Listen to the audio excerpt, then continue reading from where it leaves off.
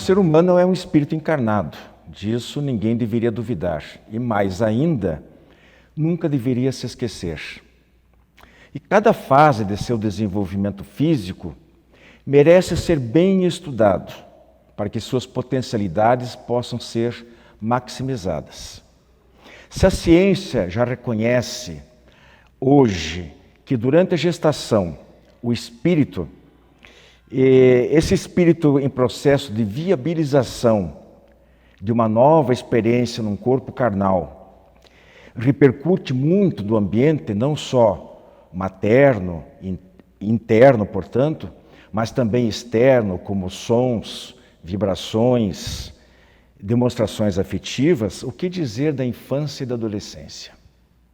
Dessas duas fases depende fundamentalmente o futuro deste espírito, desse indivíduo, num novo recomeço, no aspecto físico, psíquico e moral.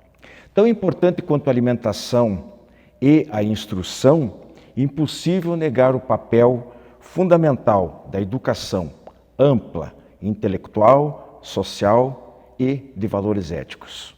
Por isso, no programa de hoje, nós vamos analisar do ponto de vista espiritual e sob a ótica da doutrina espírita, o que significa a infância e a adolescência para o espírito reencarnado. Aproveite bem o nosso diálogo espírita desta semana.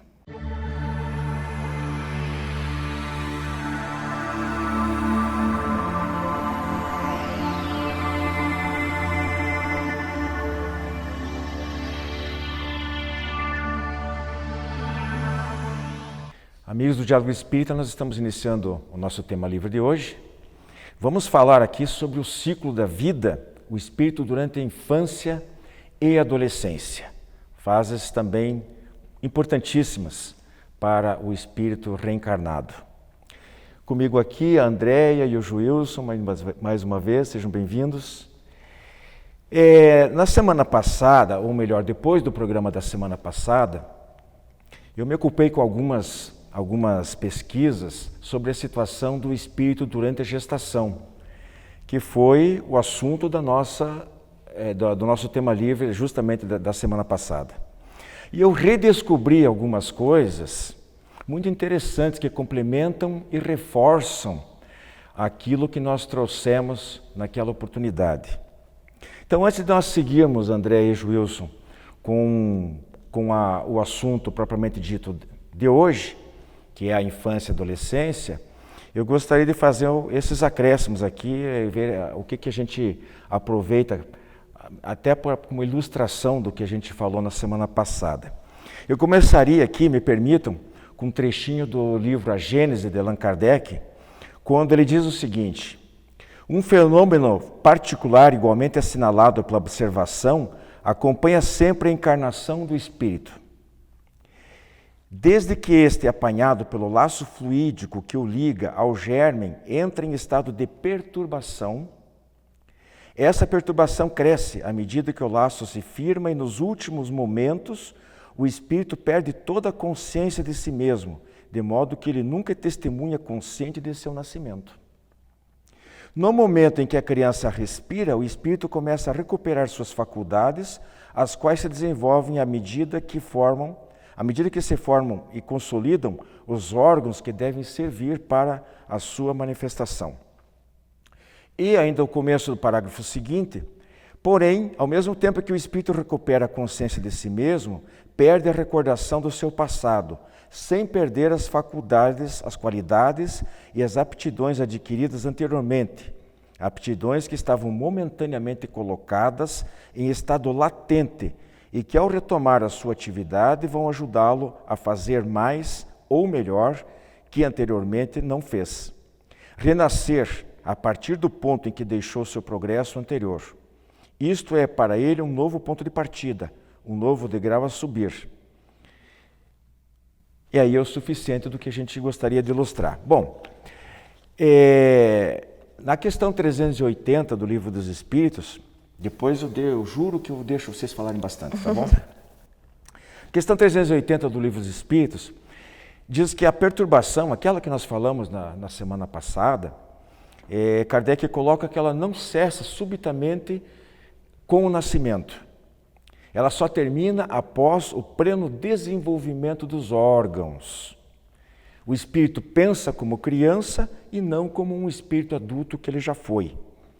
Então a gente lembra aqui, sabe aquela historinha da criança que conversa com seu amiguinho invisível, que tem aqueles sonhos estranhos, né? É porque realmente a criança nessa primeira infância, ela está com um pé lá, um pé no lado de cá e um pé do lado espiritual ainda, né? Ela vivencia os dois lados da realidade. Os dois lados, os dois lados. Então, e aí eu recolhi como subsídio sobre isso pelo menos 6 informações bem interessantes. A primeira delas do autor espiritual André Luiz no livro Missionários da Luz, quando ele afirma que a reencarnação só se completa aos 7 anos, ou em torno disso, quando o espírito passa a presidir por si mesmo a formação do sangue, elemento básico no equilíbrio do perispírito ou corpo espiritual. A segunda, concordante com a primeira, é do Dr. Jamura Prasad, um estudioso indiano, pesquisador da área da reencarnação, quando ele diz que, a conclusão dele, que ao estudar os casos de lembranças de vidas passadas, constatou que elas, em geral, só se mantêm até os 7, 8 anos no máximo. No livro A Vida Continua, uma citação sobre o estado de semiconsciência até os 7 anos. Vejam que curioso, né? No congresso da Associação Médico Espírita de 2011, o doutor Ricardo Santos, da Associação Médico de Alagoas, contou o caso de um suicida que tinha uma marca embaixo do queixo que sangrou até os 7 anos de idade. Essa marca correspondia ao tiro que ele desferiu, né? E a saída no alta-cabeça foi descoberta depois pelo Ian Stevenson. No livro Universo Autoconsciente, o Amit Goswami, você que conhece bem, é assim que se pronuncia? Amit Goswami. Goswami, né? Ele escreveu que nos cérebros de crianças de até 5 anos, aqui é um pouquinho menos, né? Predominam as ondas teta, passa para a alfa de vigília na adolescência e depois nos adultos as ondas beta. Para quem não sabe, né, as ondas teta são aquelas que são perceptíveis geralmente durante os transes mediúnicos. E também no estado de sono profundo. De sono profundo também. Mais uma coisa aqui, isso confia, é o que a gente já falou, né, a criança um pouco para lá, um pouco para cá. E finalmente, Jean Piaget, né, o grande pedagogo, afirmou que até os 7 anos se constrói a infraestrutura da moral e do pensamento. A palavra com vocês. Vocês querem comentar alguma coisa dessas informações? Eu só achei interessante a citação aí do físico quântico, aí, o Amit Goswami, quando você falou que até os 5 anos, né? Que ele é o único que fala de 5 anos. Um pouquinho menos, É um pouco menos. E a gente observando as crianças de hoje, você vê que crianças nessa faixa etária, elas têm uma percepção, às vezes, moral muito mais elevada do que os seus pais. E elas conversam com a gente que você tem a impressão que você está conversando com um adulto. Você não acha que você está conversando com uma criança de 5 anos, de 6 anos. Você está conversando com um adulto. E aí você vê a pesquisa do Amit Goswami que vem ao encontro, né, desse relato. Né? Eu acho bem interessante isso. Eu achei muito interessante isso aí também. Você quer comentar alguma coisinha sobre isso? É interessante quando o senhor lê sobre o Jean Piaget, que o Jean Piaget, ele identificou as fases, né, de desenvolvimento infantil. Então, como a criança aprende? E ele começou a fazer essas pesquisas quando nasceram os filhos dele. Então, ele observava a sequência de erros da criança e observava as fases de desenvolvimento. E isso vem de encontro também com a informação do André Luiz, né? Que aos 7 anos o processo reencarnatório se confirma. É como se fosse uma fase importante do 0 até os 7 anos para o desenvolvimento neurobiológico. Né? E o Piaget vai descrevendo, o que ele traz de contribuição científica é que ele descreve essas fases. E ele diz o que a criança aprende em cada uma delas, né? Do que a gente leu ali, e provavelmente há muitas outras situações que poderiam ser acrescentadas, mas a gente vê que é uma certa confluência dessas informações, tanto no sentido no sentido físico, quando o André Luiz fala que é a formação do sangue. Eu não sei nem, sinceramente, eu nem sei se existe um médico, se existe uma base científica para essa informação. Está lá no Missionário da Luz, né? Com o que você está colocando Jean Piaget e com o que o Joilson reforçou lá do físico em relação ao próprio desenvolvimento intelectual, né?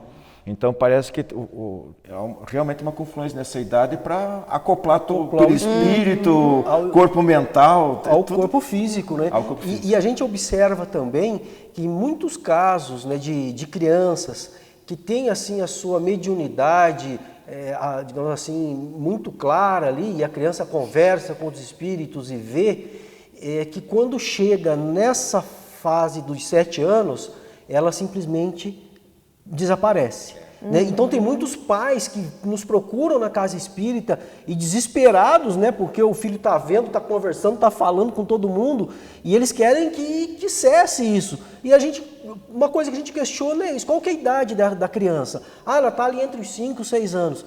Então vamos esperar mais um pouco até passar os 7 para ver se continua. Quer dizer, se a mediunidade passou daquela faixa etária ali dos 7 anos, ela não vê mais, então pode ser que essa mediunidade não volte mais, né? Mas até essa idade ela está com um pé lá e um pé aqui, né?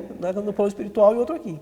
A gente vai já em seguidinha para o intervalo, mas antes disso gostaria de puxar só a questão 379 do Livro dos Espíritos, Andréia, quando ele fala que o espírito de gostaria que você colocasse para o nosso telespectador, né? De que o espírito de uma criança às vezes é mais desenvolvido que o espírito de um adulto, às vezes inclusive dos pais. Você quer comentar alguma coisinha? Sim, exatamente.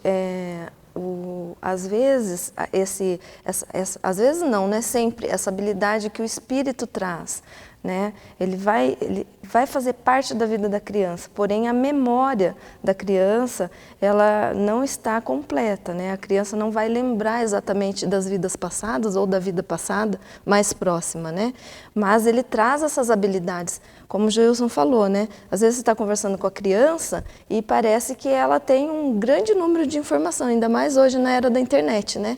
Que eles já sabem ligar o tablet, ligar o note e sabem jogar, e essas habilidades adquiridas da outra vida, né? Porque a questão de pai ou filha é uma questão biológica apenas, né?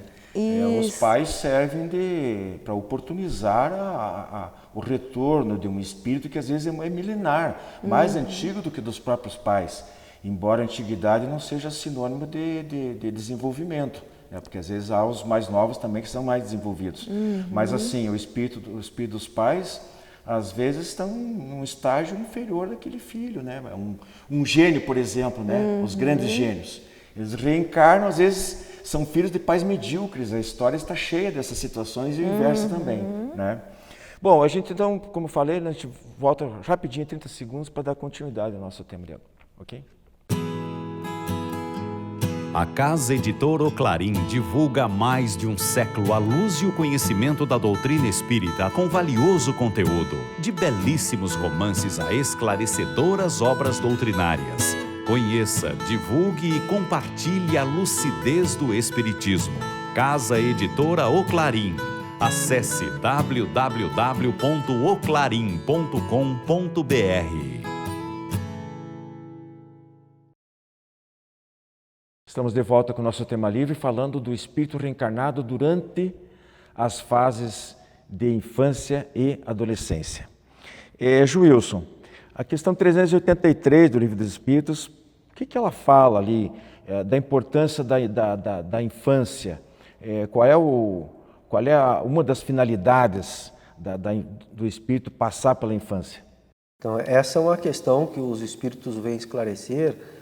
Essa importância é que nessa fase o espírito está mais acessível às informações, a assimilar as informações.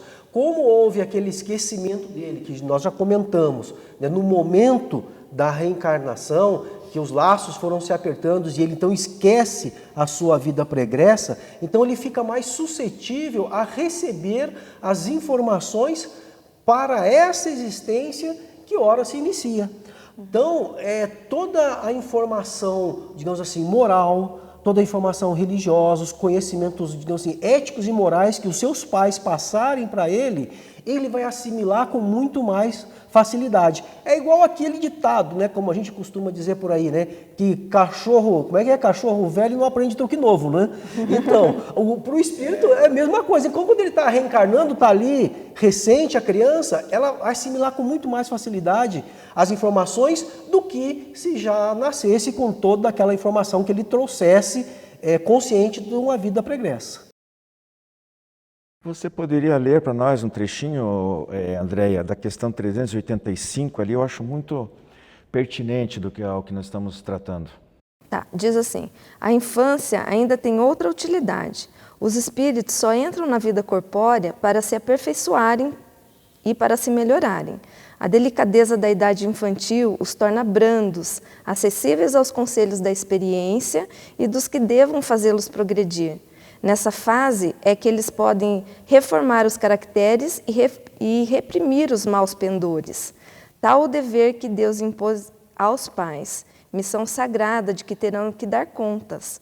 Assim, portanto, a infância não é só útil, necessária, indispensável, mas também consequência natural das leis que Deus estabeleceu e que regem o universo. Então, isso aí acho que complementa praticamente o que a gente falou até aqui, né? Só para o Joilson poder pegar um comentário mais em bloco aqui também, e você também, Andréia, a questão 384, ela traz uma outra informação muito interessante que às vezes a gente deixa escapar, passa direto, né? Quando a gente fala em educação, instrução, responsabilidade paterna, no futuro desse espírito que está ainda quase que em fase de reencarnação. É a fase, com outras palavras, ele cita que é ali que ocorre, né, da fase da adolescência, é quando o espírito assume a sua verdadeira personalidade. Certo. Né? Então, quando ele sai da adolescência, ele retoma a sua verdadeira individualidade. Por isso que, às vezes, aquele susto na família, que às vezes aquela criança dócil, meiga, obediente, torna-se rebelde, começa a explodir para todo lado. Claro que existe uma explicação biológica, dos hormônios, etc. Mas, mais uma vez, isso só confirma o que a gente está falando, que existe uma confluência em cada fase, né? Então, o espírito ele começou lá na reencarnação, quando ele foi preparado para reencarnar, houve aquele aperto dos laços fluídicos para que ele esquecesse, então, a sua existência pregressa, porém ele ainda conserva as suas habilidades. Aí ele reencarna, aí quando criança tem aquela fase em que fica mais fácil o aprendizado dele, que assimila melhor os ensinamentos passados pelos pais. E aí ele chega nessa fase, então, da adolescência, que é quando ele completa a sua incorporação, e aí, então, ele se revela como o que ele realmente era. E aí é onde é o que você falou, acontece esse choque, e é o que nas famílias a gente fala que é a tal da fase da aborrecência, né? Que o adolescente muitas vezes se revolta, fica rebelde e tudo mais. Mas por quê? Ali ele se mostra o que ele realmente era, ele traz ali toda a sua bagagem da existência anterior. Né? Andréia, e uma questão fundamental que a gente fala sobre, porque a criança, essa fase, ela, mal comparando, mas ela está muito, como ela é dependente, né, de tudo para os pais, ela também tem, digamos assim, o comportamento, um certo atavismo, a gente poderia dizer, um certo condicionamento nessa fase, de copiar os pais. Esse efeito de imitação é o que a gente dá um outro nome, que a gente dá o nome de exemplo, né? Gostaria que você colocasse para os nossos telespectadores a importância dos bons exemplos dentro de casa para os filhos. Essa é fundamental, né, essa parte, porque Deus confia esse filhinho para essa família, porque os pais terão um grande dever, né, de orientá-los e de exemplificá-lo através do seu próprio comportamento, né? Na psicologia a gente chama isso de modelagem. né? Então, é um modelo, você dá esse modelo para os seus filhos, né? Então, à medida que os pais conseguem ir percebendo esse caráter que já está em formação, né? E eles têm a capacidade de corrigir, né? Essa criança tende mais para o egoísmo, tende mais para o orgulho, os pais conseguem perceber e vão dando um modelo para essa criança. Logicamente, esse processo de vida dele vai ocorrer de maneira mais satisfatória, né? Agora, há pais que não conseguem, né? E aí a criança pode se perder também nesse processo reencarnatório. Aí, me permita, seria possível a gente fazer aquela analogia com o dito popular, né? Que a palavra convence, mas o exemplo arrasta? Isso, perfeito. Então, aí nós vemos, né, que essa modelagem, a gente acaba carregando ela até mesmo na fase adulta. Eu percebo assim que não só com os pais, mas a gente vê assim na adolescência também, que o adolescente, ele costuma se espelhar muitas vezes num professor, né, num amigo. Figuras de apoio. Né? Ele sempre vai encontrar alguém para ele modelar, até na fase adulta, ele fala assim, poxa, eu queria ser como fulano de tal. Quando eu crescer, eu quero ser igual a fulano de tal. Pois é, infelizmente, hoje, acho que quase no mundo inteiro, mas especialmente aqui no Brasil, existe uma certa ruptura de valores, né? Com inversão, muitas vezes, de valores, onde não existe mais quase essa figura da autoridade, de que se respeitava o sacerdote, a professora, a pessoa de mais velha, né? Hoje em dia existe quase que uma anarquia de costumes, se é que eu poderia usar esse termo.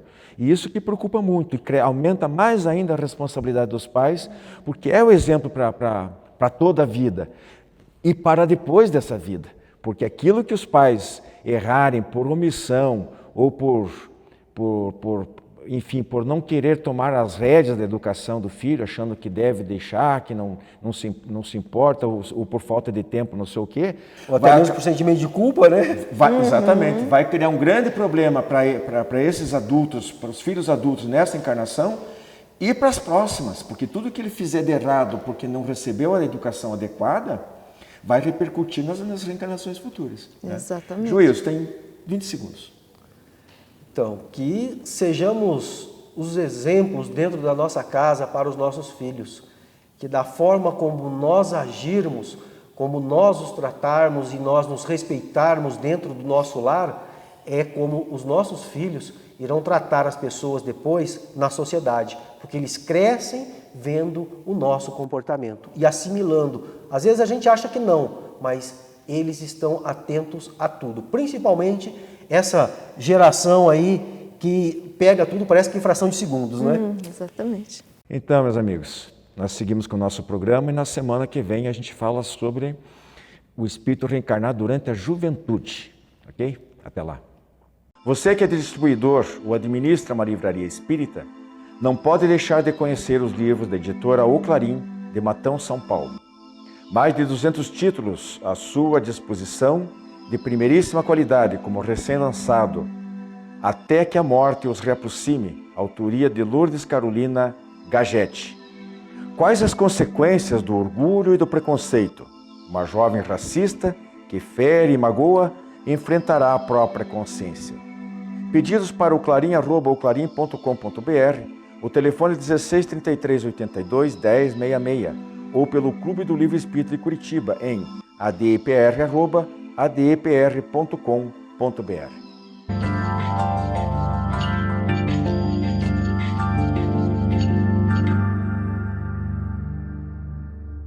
No quadro Cristo e Nós no Terceiro Milênio de hoje, o tema proposto foi: o que devem fazer os discípulos de Jesus nos dias atuais? E é uma questão instigante, porque, na verdade, a necessidade de coerência entre aquilo em que acreditamos, aquilo que aceitamos como verdade, as noções espirituais que já admitimos como boas, e aquilo que nós fazemos de verdade, a coerência entre esses dois fatores sempre foi básica. As criaturas que, de alguma forma, não se subordinam ao julgamento do mundo, mas que vivem de forma mais espiritualizada, sempre, em qualquer época, procuraram adequar a sua conduta aos princípios que aceitavam, sendo flexíveis quanto à interpretação, quanto à convivência, quanto à tolerância com os demais. Mas nos dias de hoje, nós temos que refletir que a vitória do mal em diversas áreas, o triunfo daqueles que aceitam a corrupção, graças a Deus alterando um pouco no Brasil, a predominância daqueles que pisam nos interesses dos mais fracos, se não é maior do que a antiguidade, acreditamos que não seja, é mais divulgada. Então parece mais relevante. E ser discípulo de Jesus, ontem como hoje, é viver de acordo com os preceitos da amorosidade, do desinteresse, do altruísmo, da honra, da ética. Ser discípulo de Jesus não é fazer discurso. Quando perguntaram a ele, não é? Lembram da mãe de Tiago e de João, a esposa de Zebedeu, que pediu a Jesus, vendo os poderes espirituais que ele tinha, para que seus filhos fossem admitidos à sua corte celeste, ficando ao lado dele em poder espiritual. Lembram que Jesus disse que era necessário? Ele disse: não sabeis o que me pedis. Sabem, são capazes de beber o mesmo cálice que eu vou beber, porque ele sabia que o homem coerente com seus princípios, naquela ou em qualquer época, não vai ser aplaudido pela grande multidão das pessoas que buscam o interesse pessoal, o ganho fácil ou o prazer imediato. Que aquele que sai da craveira comum e não se subordina ao julgamento, ao agradar aos homens, sempre vai ser caluniado, perseguido, mal visto ou isolado. Isso acontece nas nossas escolas com o aluno mais dedicado. Isso acontece nas nossas repartições públicas com o funcionário cumpridor dos seus deveres. Isso acontece nas famílias com aqueles que são honestos, que procuram servir a Deus antes de servir aos homens. E ontem como hoje, a realidade é a mesma. O que buscamos então se queremos ser coerentes com o título, não é? Ou com a busca do mérito para um dia sermos considerados discípulos de Jesus? Temos que lembrar do que ele ensinou. Cedermos o lugar, oferecermos a túnica a quem nos pede a capa, oferecermos a outra face, orarmos pelos que nos perseguem e caluniam, vivermos no mundo sem sermos do mundo. É isso que ele pediu ontem, hoje e sempre. E acima disso, ele nos ensinou que fôssemos não só pregar, mas exemplificar os seus ensinamentos sem pretensão, sem vaidade, sem querermos convencer quem nos quer ouvir, mas vivendo em conformidade com aquilo que já aceitamos como bom, útil e verdadeiro.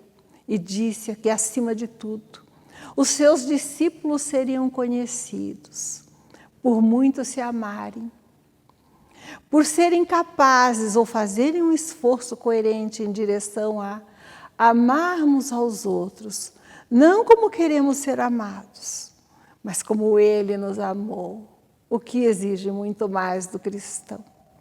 Ser discípulo de Jesus, portanto, é viver em harmonia e paz com os princípios elevados, ainda que em desconformidade com a aprovação mundana. Muita paz, fiquem conosco.